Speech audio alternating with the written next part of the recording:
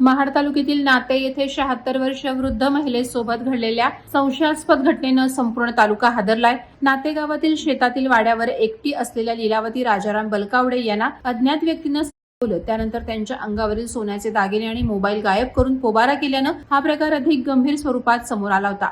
घटनेची माहिती मिळताच महाड पोलिसांनी तपासाची चक्र वेगानं फिरवून गुन्हेगाराचा शोध सुरू केला। अपर पोलीस अधीक्षक अभिजित शिवथरे आणि महाड तालुका उपविभागीय पोलीस अधिकारी शंकर काळे यांच्या मार्गदर्शनाखाली पोलीस पथकानं तांत्रिक विश्लेषण तसंच स्थानिक सूत्रांच्या आधारे संशयितांचा मागोवा घेतला। अखेर पोलिसांना अभिजित महेश अंबावले वय 24 राहणार नाते महाड हाच या प्रकरणातील गुन्हेगार असल्याचा संशय पक्का झाला। पोलिसांनी त्याला ताब्यात घेतलं। पोलिसी खाक्या दाखवताच त्याने गुन्हा कबूल केला। अभिजितनं मित्राकडून घेतलेले उसने पैसे परत करण्यासाठी लीलावती यांना बोलायचं कबूल केलं। पैशांच्या लोभापायी आणि तरुणावर असलेल्या कर्जामुळे त्याने हे कृत्य केल्याचं चौकशीत निष्पन्न झालंय। महाड पोलिसांनी जलद कारवाई करत अवघ्या एका दिवसात या घटनेचं रहस्य उकललं असल्याने प्रशासनाचं कौतुक होत आहे। या प्रकरणाचा अधिक तपास सुरू असून पुढील कारवाईकडे सर्वांचं लक्ष लागलं आहे।